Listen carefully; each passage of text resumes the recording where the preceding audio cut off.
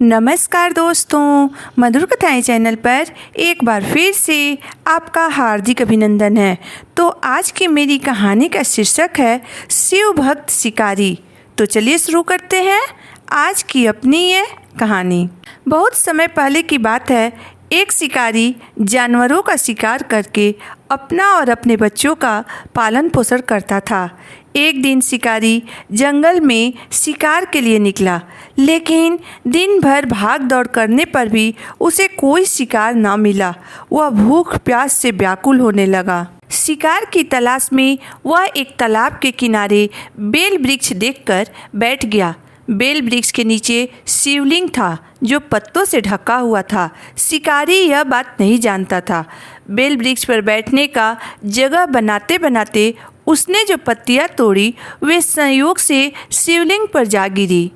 शिकार की राह देखता देखता वह बेल के पेड़ से पत्ते तोड़ तोड़कर शिवलिंग पर अर्पित करता गया।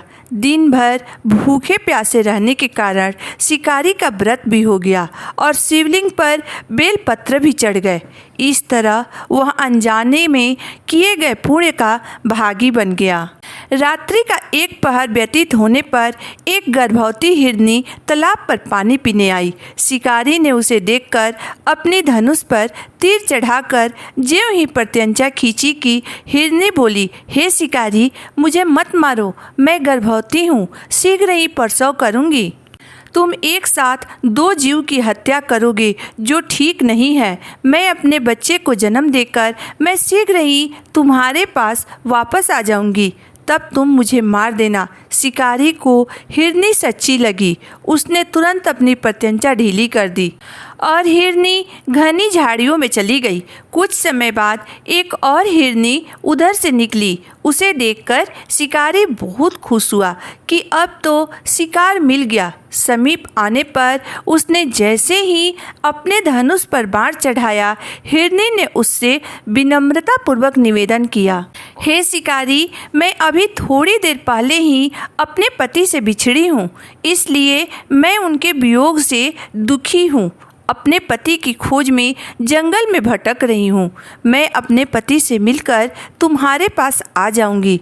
शिकारी ने उसका बात मान लिया और उसे जाने दिया। 2 बार अपने शिकार को उसने स्वयं छोड़ दिया। वह चिंता में पड़ गया कि रात्रि का आखिरी पहर बीत रहा था, परंतु अभी तक उसके हाथ एक भी शिकार नहीं लगा था।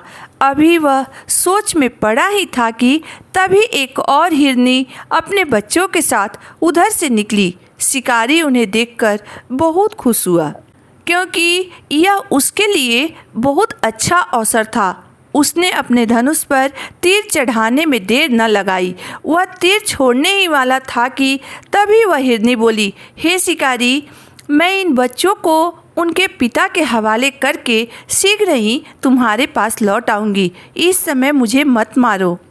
शिकारी कहने लगा, सामने आए शिकार को छोड़ दूं? मैं ऐसा मूर्ख नहीं हूँ।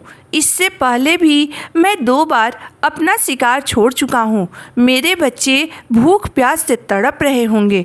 उत्तर में हिरनी ने फिर कहा, जैसे तुम्हें अपने बच्चों की ममता सता रही है, ठीक वैसे ही मुझे भी अपने बच्चों की चिंता है। इसलिए सिर्फ बच्चों के नाम पर मैं थोड़ी देर के लिए तुमसे जीवन दान मांग रही हूँ। हे शिकारी, मेरा विश्वास करो, मैं इन्हें इनके पिता के पास छोड़कर तुरंत तुम्हारे पास लौटने की प्रतिज्ञा करती हूँ। हिरनी का दीन स्वर सुनकर शिकारी को उस पर दया आ गई। उसने उस हिरनी को भी जाने दिया। शिकार के अभाव में बेल वृक्ष पर बैठा शिकारी बेल पत्र को तोड़ तोड़कर नीचे फेंकता रहा।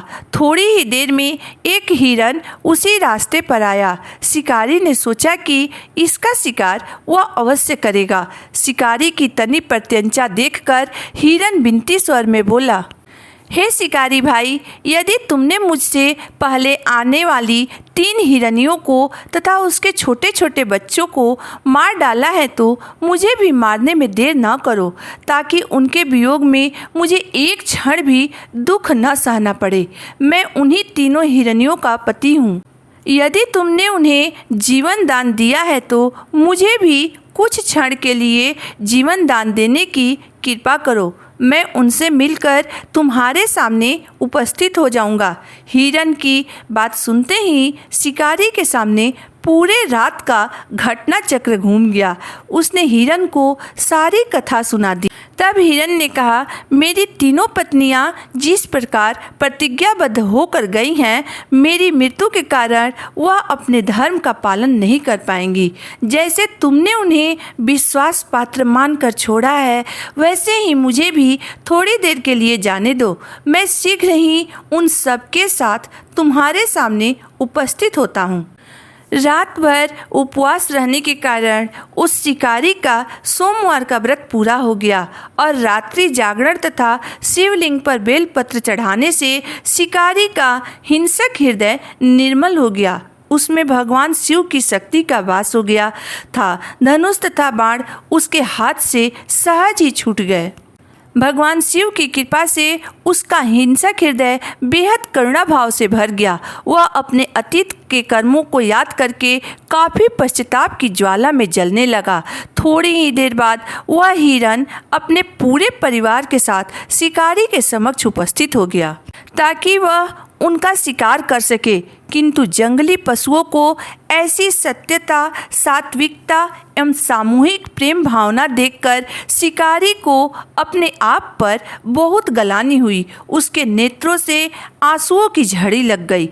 वह उस हिरन परिवार को न मारकर अपने कठोर हृदय को जीव हिंसा से सदा के लिए हटा लिया और वह कोमल एवं दयालु बन गया। देवलोक से समस्त देव समाज भी इस घटना को देख रहा था।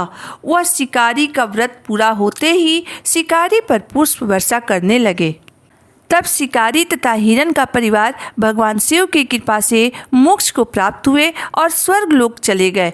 दोस्तों, सोमवार के दिन यह कथा जरूर सुने और आपको मेरी कथा कैसी लगी आप मुझे ज़रूर बताइएगा। अगर आपको मेरी कथा अंत तक पढ़ने और सुनने के बाद पसंद आई हो तो मेरे वीडियो को लाइक कर दीजिएगा, चैनल को सब्सक्राइब कर दीजिएगा। तो फिर मिलते हैं एक नई वीडियो, एक नई कहानी के साथ। तब तक के लिए धन्यवाद।